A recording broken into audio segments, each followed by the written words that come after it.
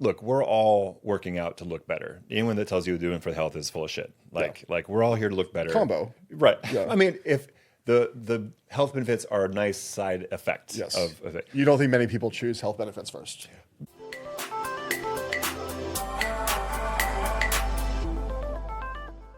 Hi, and welcome back to the Mind Body Method podcast, and I am your host, Josh Grimm. Today, I'm really excited to be talking with one of my buddies named Bradford Shreve. Bradford and I met each other in the past couple of years here in New York City. He is also a fitness and wellness instructor, and he and I have collaborated a few times with FitNut Collective. One thing I really enjoy about Bradford is his ability to coach with precision and community building, and he really has a passion for that. So I'm excited to talk to him today and kind of pick his brain where that all came from and see what his journey is. So thank you for being here. Hi. Happy to be here. How's it going? Good. Good. So thanks for dropping in. I want to start with kind of the basics. Who are you? Tell us about your background and a little bit about like what you're doing today. So I arrived in New York back in 2007, and it was straight out of theater school. I was like, gonna be a theater star. That I pursued that for about a year and a half, 2 years, and then initially got into training as like the side hustle, and then it became like my main thing. So I kind of stumbled into it, but then I realized I really enjoyed it. I got to control my schedule, and I liked the whole I liked bossing people around. And then so I just There's a poured different word for that, babe. right. So then I just poured myself in the training, and that was like almost 20 years ago, and haven't really looked back. It's been I stumbled upon it, but now I'm really glad that has been my main focus. Now as far as theaters goes, like I go see theater all the time, but to perform like 8 shows a week, I'll pass on that one. What do you think in the years of your experience being here in New York, have you seen evolve? Because you are, from the amount that I know you, you're a very precise individual. Like you're very intelligent, and so I think you're a good observer. What do you think changed the most, or over the past like 15 so years that you've been here? Yeah. In the fitness industry. For sure, like community. That's like, when I arrived, gym was a much more social scene. It was people chatting, taking up space. Like, hey, can I use this machine? You're talking too much. Now I notice everyone is just on their phones, and and it's like everyone's kind of like locked in their own little world. And then so I train a lot of older people that are in their 60s and 70s. They talk about the good old days of like jazzercise and Jane Fonda workout. And that was like the community. That was like the town square or whatever. And so, I came across, FitNut, and I was like, this is what's missing. We need more community. We need, we all work out by ourselves, but we work out. The results are so much better when you're working out with somebody. When you're like, when someone else is depending on you. Like if you have to hold a plank while I do, a certain exercise, you're gonna apply yourself a lot more than just by yourself. So that's why I loved. It's like we connected that way, and so that's basically what I'm trying to. I'm trying to create those opportunities or seek those opportunities out, and because it's not impossible. It's like we all have that in us. You kind of have to you have to like make it happen. We're gonna talk a little bit about what you have going on, because it's really exciting. But where do you think that need and that want for community comes from? Like, is it something ingrained in you from when you were younger? Is it just Yeah, I mean, coming at it from. So my athletic background, so I was a skinny late bloomer in high school. I went out for the wrestling team because football was going to be too like I would just get destroyed in football. So I'm not doing football. I decided wrestling. I'll go out for wrestling, and I lasted like 2 weeks. Didn't even get to any sort of meet. We just like conditioning. And then I auditioned for the school musical Anything Goes. Once I got into that, it was like, end of my athletic career. However, let me tell you, musical theater, that is an athletic, I stand by it. Like flexibility, cardiovascular, Like, there's that is an athletic pursuit for sure. But I missed out on the team sports part and all the rest of it. But because of that, I think because of that was so, you become a family. Like each show you do, you think about it, you're getting up in front of an audience, and that's like a very scary, thing. And so you really bond with your, fellow castmates, whatever.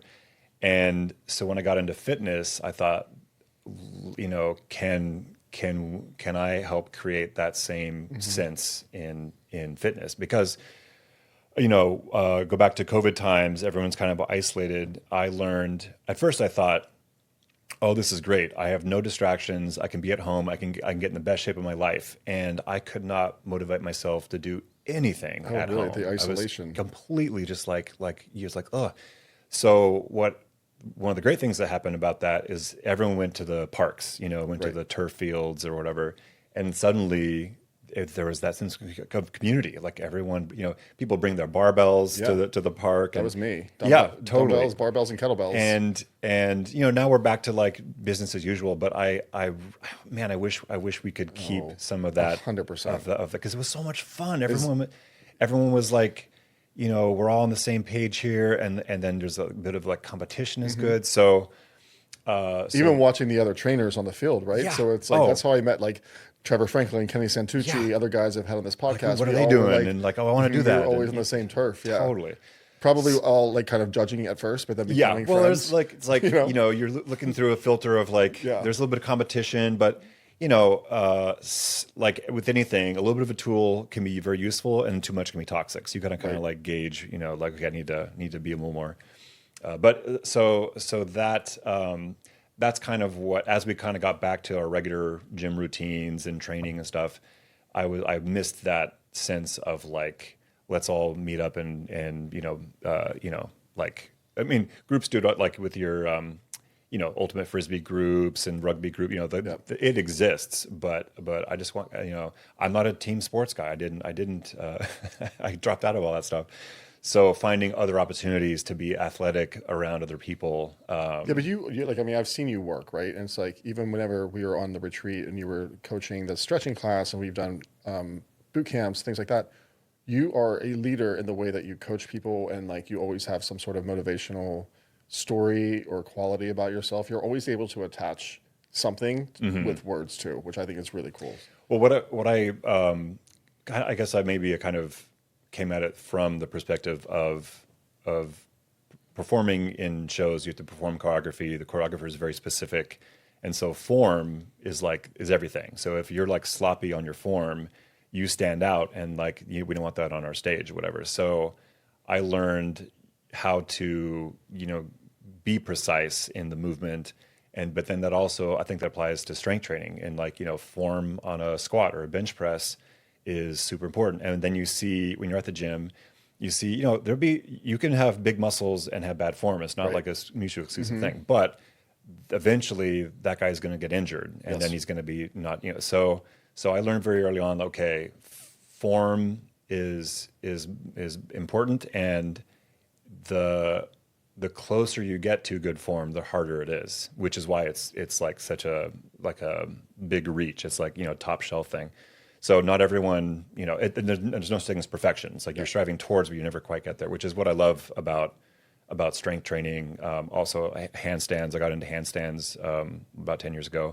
It's like the closer you get to the good form, the harder it gets. But then it just makes you work harder. It's just a constant. It's like you're on like the hamster wheel, and you just hamster wheel, yeah. But that's that's fitness. Like you want to keep engaging. Do you feel like your client base looks at you? I'm sure a lot of your clients go to you because of your motivation and your ability to attach, their work towards future results, things like that. Sure, yeah. I mean, as a good trainer should do, but I mean, you do take it to another level with your stories and the way you speak. I'm lucky enough to train a lot of older people, 60s, 70s, even 80s. And what's interesting about training someone in that period of life is they don't care what they look like. They're not trying to get likes and follows. Yeah. They just want to be pain free. They Right. want to be able to get up, chase around the grandkids, all that stuff.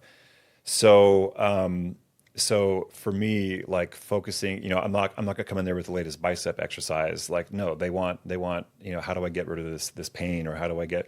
So most of the time, I've noticed that's like mobility and stretching is like way more at the priority of things. So, and then I realize looking around at everyone at the gym, very few people have a stretch routine unless you're a dancer, or there's definitely those categories, but more often than not, I think that's where people and you see it in group fitness classes, like, a couple of stretches and you're done, Right. The but same like, basic cat cow and like right, a yeah, little, exactly. like, foam Quad roller. stretch, exactly. But if you spend, like 15 minutes, like deep stretching and really breathe, now you're getting into yoga territory, which, so I like to kind of take like the advanced skills from one discipline like yoga, and then kind of like package it and distill it so that people that don't do yoga can still get the benefits of it. That's Right. kind of, it's Okay. kind of like,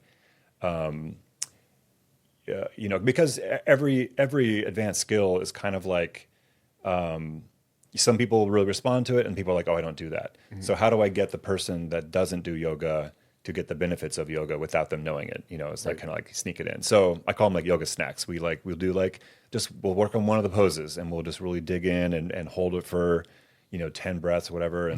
And that person is not a yogi, but they just did yoga and they got the benefits of it. So that's kind of like, I see. I feel like I'm like the middleman trying to kind of Right. bridge the gap between. I mean, when I did your stretching class or session, I Yeah, guess, session, with yeah. the group session at my retreat upstate last year. Was that last year, I guess? Yeah. Last summer. Tough. I mean, Yeah. really, really beneficial. Yeah. And that was probably 40 minutes, 45 minutes, That'll make I you think. sweat.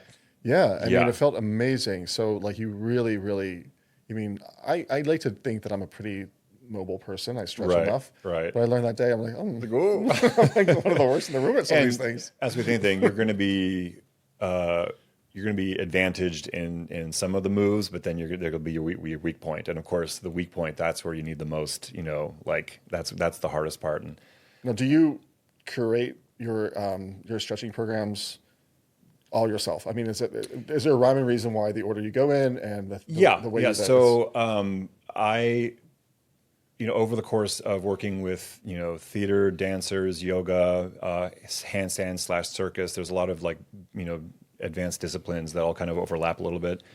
I kind of distilled down like what are the main important stretches that's going to for longevity. That's see. going to be basically keeping your spine from like seizing up. So like for example, the wheel in yoga, that's where you're on your back, you press up, arms and legs. Yeah, that was the one I had trouble Yeah, with. that's the that one. was the one. That's the one where at so- the end of the day I was like, there's this book from Dragon Door called Convict Conditioning. This guy, he allegedly he's like this mysterious backstory. But anyway, he spent like 30 years in San Quentin, and he got strong body weight exercise only. That was his like whole thing. Anyway, he said, you ask him what's the single most important exercise to do for strength. He said it's the bridge, it's the wheel, it's Wow. and you're like, well, that's pretty obscure. No one's doing that. But if you think about it, to do the wheel properly, you need to be flexible in the shoulders and chest, which is where we're all tight from slouching and bench press. Flexible in the front of the hips, which is again we're all tight from sitting, and then on the back end, you're actually holding yourself up with all those muscles that are weak. So your shoulder blades, your glutes, all those things. So if you have one exercise that loosens up what's tight and strengthens what's weak, that is it. That's the exercise.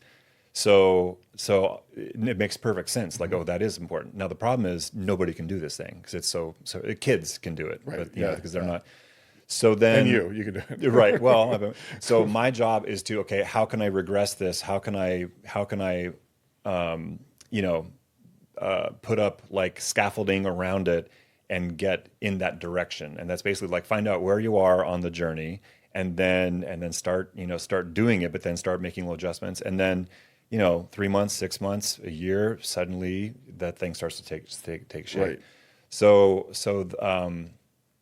for me, I was always like more flexible than the average person, but definitely not, put me in a room of dancers and it's like, oh, forget about it. But it took me like 6 months of like consistent, dedicated at least 5 minutes at the end of each workout. And I got myself down to like the splits where you got one leg in front, one leg back, all the way down, pancake stretch, all the big, big showy stretches. And so it is possible. It takes a long time. Well, I think that's the thing. I think a lot of people don't have the patience when they don't see the results or they don't see. So you need someone to keep you accountable. You need someone to be like, do this every time because it's not comfortable. Yeah. I mean, my hip mobility is amazing, but it's just like, I think it's my shoulder. And I learned that we could work on your bridge. Whenever we were doing that, we were always like, oh, there's just the 8 of us in this room. And I'm the only one who's like really not that great at it. The nice thing is like, once you start unlocking that, it's like, it's like going from black and white to color. You start to see all these possibilities. And I know where mine is. It's in my shoulder. I feel it when I was doing it. So that's interesting. Do you have clients that kind of get frustrated with it right away and just kind of stop? Oh, sure. Yeah. Like the problem with stretching is that you are putting yourself in the most uncomfortable position and holding it there, which your body is programmed to get out right away. That's why when you really deep dive into yoga, it's not so much about the body positions and the stretching, it's about the mindset, it's about the breathing, it's about the releasing. And so all that kind of stuff kind of feeds into it. But, once you start unlocking that, it is more so the mental benefits is what you kind of really start to feel more so than the actual physical benefits. And look, some people are mobile, some people are not. Like everyone kind of has their kind of range, and not everyone's going to get to contortion level. Right. But be where you are, and be the best version of yourself. That's everything. Have you ever been with a client and you were doing a stretching session or something, and they like tweaked something or injured something? No, and that's because if you're coming into it with the right approach, then it's safe. That's the thing. Is like if you're, I was actually. I can say injured. So I was in a stretching class. I was trying to show off for the instructor, and he like gave me an assist, really, jammed me into this like pancake stretch. And I was like, oh yeah. And then for like 3 years, I had this clicking hip. Oh my gosh, 3 years. That's amazing. And that's ego. It's like I wanted to, like if I was being, and of course, when you're younger, you're like whatever, everything's ego. But anyway, but if you again come at it, usually injuries happen, overstretching happens when you're not thinking about it, when you're like doing something, sports a lot of times, like diving, tackling, whatever.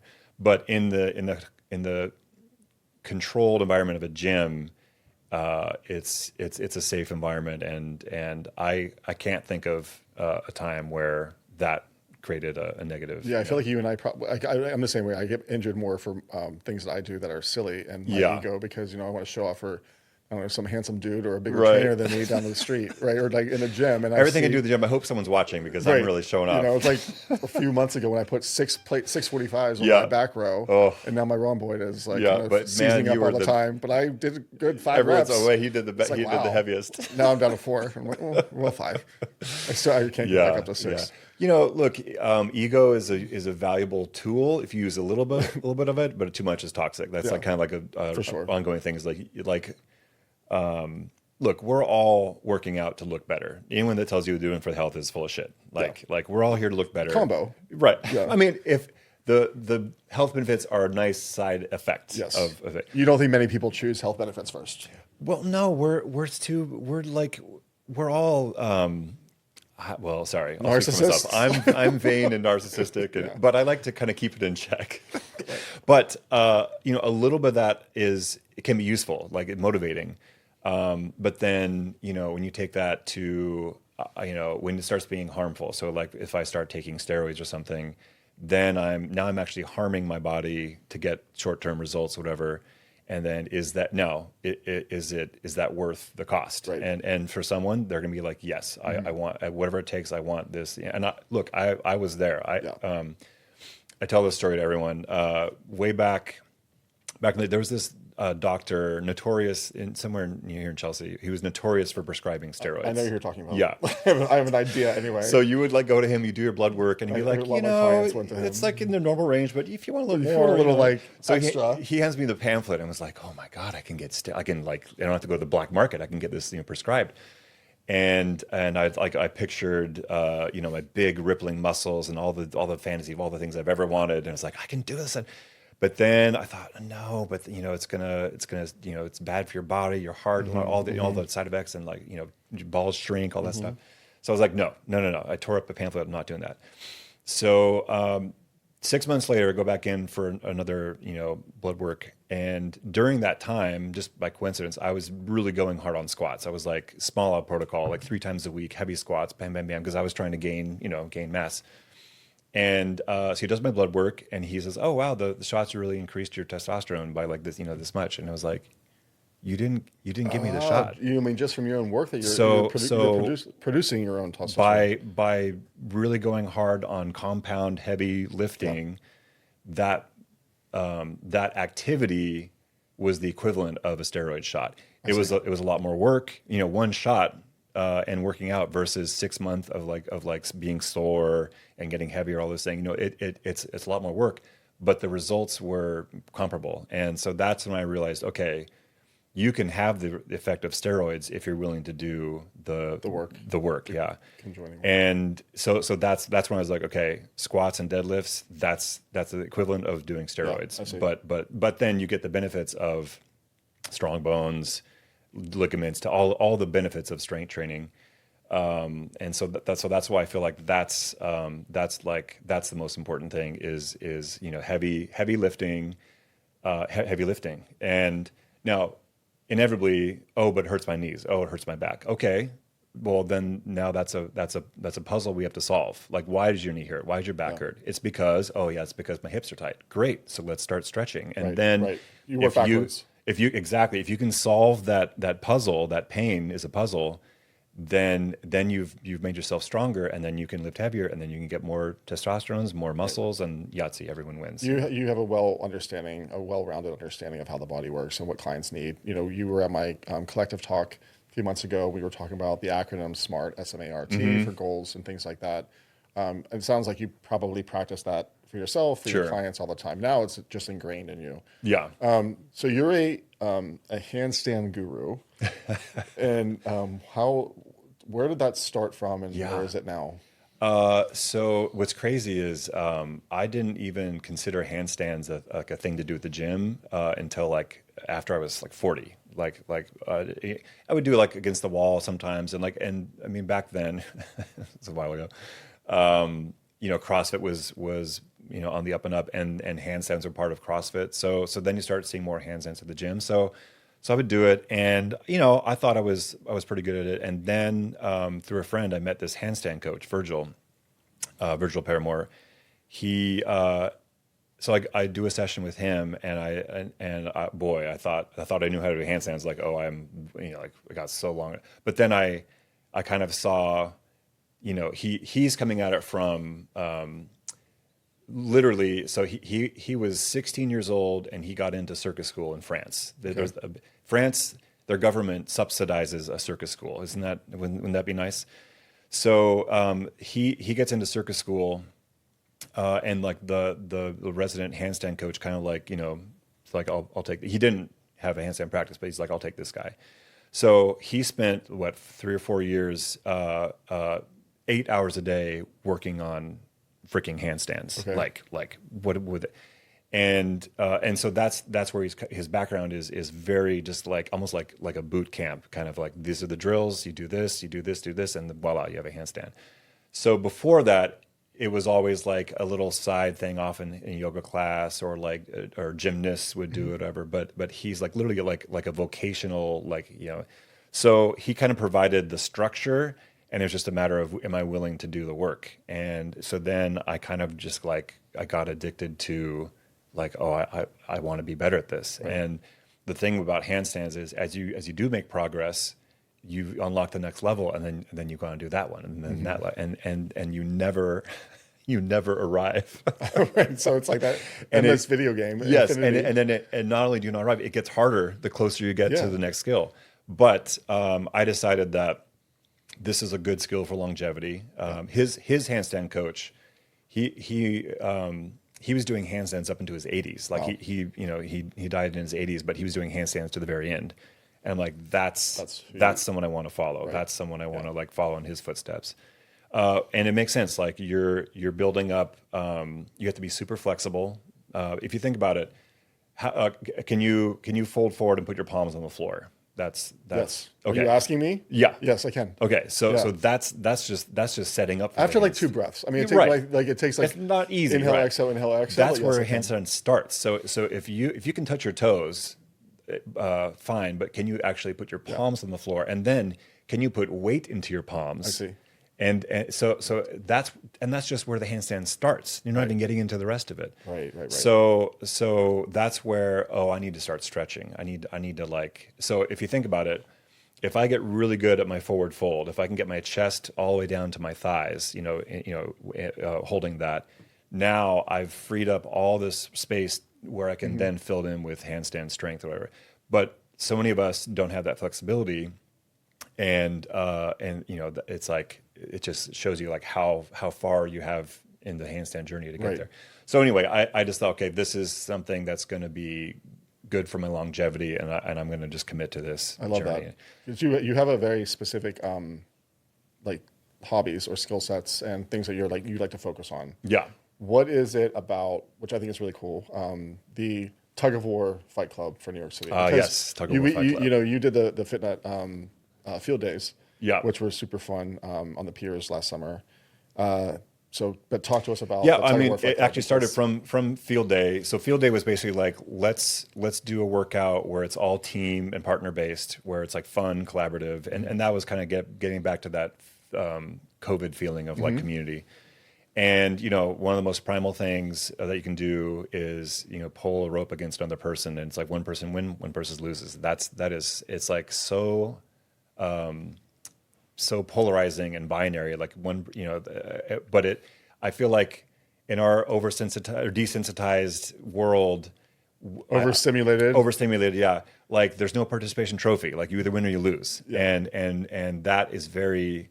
It feels great to win, and it sucks to lose, but that's how you get better. You have to like, so that was one of the little stations in the field day. And I saw just like, oh, this is really fun. Also, man, it's a great workout. You're working posterior chain, grip. You need full body strength. Definitely community. Yeah. So to promote FitNut, I would go to Second Sundays, Sheep's Meadow, Central Park, and I would bring my tug of war rope, set it up on the grass, and just like it's like solicit people to like, hey, you want tug of war?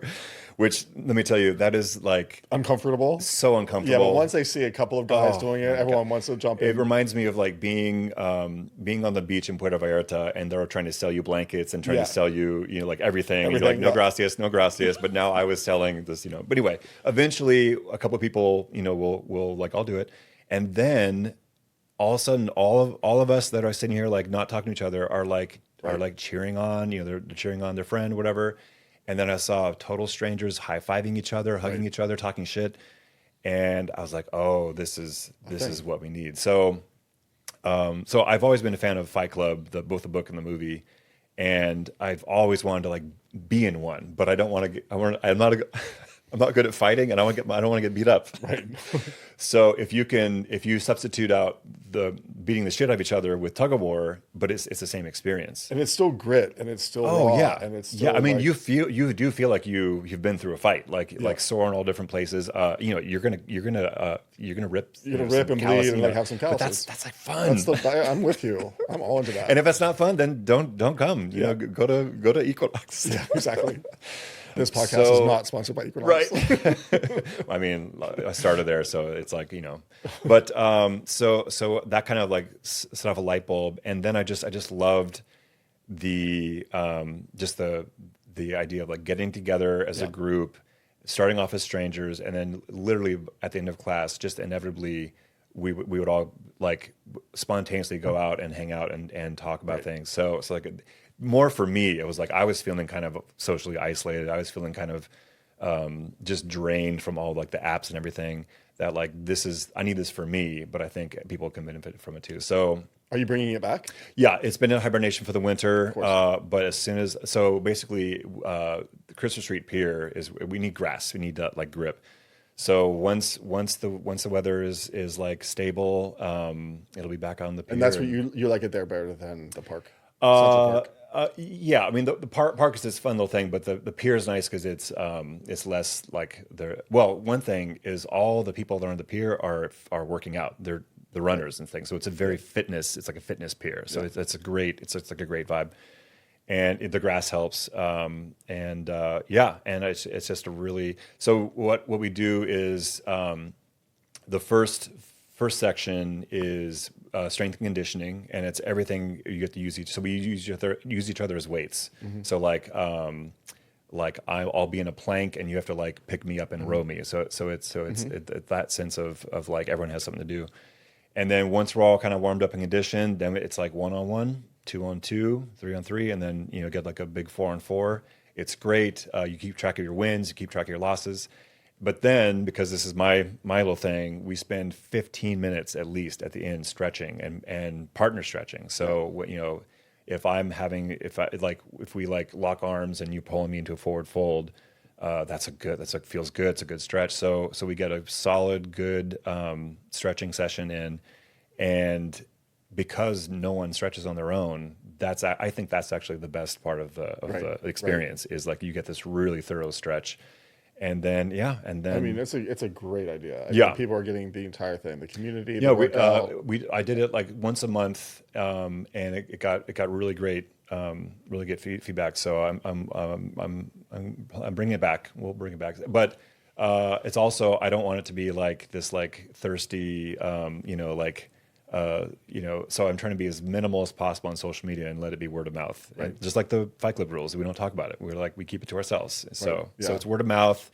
It's cool. We're not here to take videos of each other. We're here to like work. It's not about social. Exactly. It's Yeah. like letting go of. That's the other thing is like getting off of devices. Just person to person. That's kind of like what I'm trying to do. I'm trying to be less on my phone, less on the apps, and more in person. So it's kind of like Well, self. people can learn a lot from you from just your teachings. Yeah. Hope so.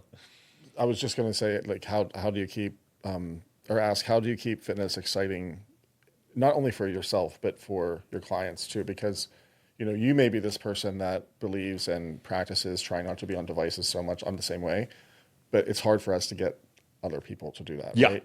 So how do you try to get your clients to stay focused and contribute more to their fitness, get a little bit more present in their workouts? Is there something specific? So this is a really controversial take here. When I go to the gym and I work out, I put my phone and lock it in the locker, no headphones. I'm raw dogging it. Raw dog on the, I don't do on headphones the gym either. floor. I know. Nobody does. I like look around the floor as like one other person. I do I listen to podcasts, but no music. Yeah. No, I mean like everyone does their own thing. So the reason why I do this is now my brain is not distracted by other things, and it has to sit in the so when I finish an exercise, I'm like replaying in my head, I'm processing all that feel.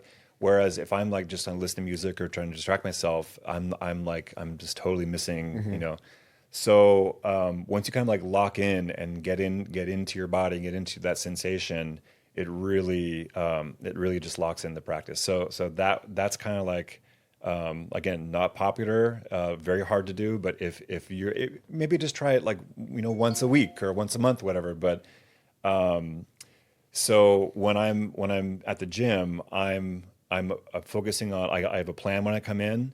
I'm there to execute the plan. I'm here to make sure the form is good, get everything in there. I've decided I got to do these stretches, get in, get out, and done. I talk a lot about segment intending, and that's exactly what that is. And I practice that myself for my clients. And I've been also talking and thinking a lot about this thing called Parkinson's theory and Parkinson's principle, which is basically like you will get your job done in the amount of time that you allow it to happen, right? And I've been listening to a lot of podcasts about it. So like if you're going to go and say, I only have 55 minutes at the gym, I am going to get my stretching in, I'm going to get my workout in. And if you have to break it down into segments, then that allows you to actually get it done. If you don't do that, then you're just kind of in a free space. Yeah. It's like floating around. Yeah, my personal workout program is basically like a weekly checklist. So I've decided I need to do squats, 100%. I need to do squats once a week, at least. Once a week is enough. So I do squats once a week, deadlifts once a week. Then I have a regular pull-up practice. So I pull up pretty much every time I'm at the gym.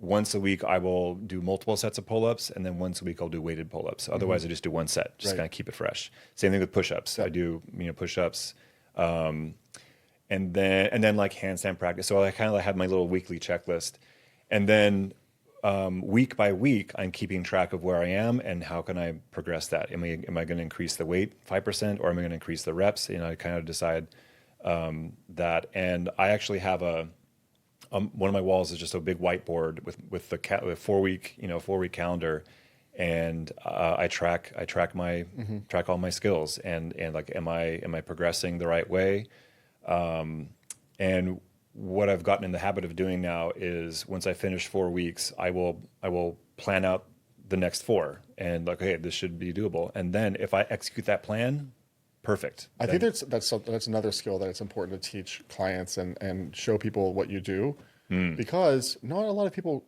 track anymore. Or if they do, I mean, I like old school stuff. Like you're writing on a whiteboard, that to me makes much more sense than just keeping track on your phone. I know, that's the thing, devices, like, ooh. I know. So also I just love, I have this like I'm like a caveman, and I'm my theory is like the first cave paintings were like caveman keeping track of his push-ups and like throwing rocks or whatever. Right. Yeah, I'm the same way. I like organic, I like raw, I like things like that. Yeah. What do you think? I'm going to ask you a few questions that are a little bit more like rapid fire. So a couple of I'll try to keep it succinct.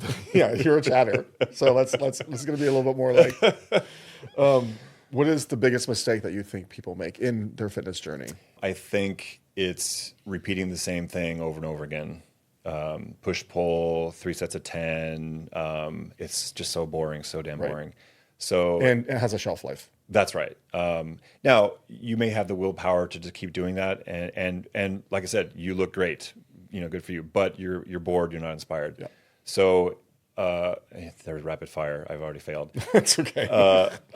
So I would replace that with like, what's my plan? How can I want to hit this, and then next week I can get a little bit better. Yeah. What is the best way to stay consistent? Have a plan. Have it mapped out. There you go. That was rapid fire. What is one word to describe your personal training style? Not for yourself, training for, I'm sorry, I guess training for your clients. Like functional. I as cliche as that is, I'm okay with that. Like functional meaning it's for form is key, and like how it feels in the body is important. Yeah. And what is one thing that everyone should stop doing right now? Put your phone and your headphones in the locker and go out there without anything in your ears. I dare you. I always love talking to you. I think that you are such a smart, intelligent person. We've had a lot of good conversations, so I appreciate you being here. It really means a lot. If you want to learn more about Bradford and his background and who he is, and look at his training and his skill set, you can go to Bradford Fitness Journey on Instagram, and then you can go to the Tug of War Fight Club, which is TWFC NYC. This is Mind Body Method Podcast, and you can look at me at Instagram at joshgrim_fitnut. And if you have any questions, it's questions@mindbodymethod.com. Thanks for being here. We'll see you next Wednesday. Thank you for joining me today on Mind Body Method. This podcast is part of Pride House Media, hosted by me, Josh Grimm, produced and edited by Josh Rosenzweig. Original music composed by Nell Balabin.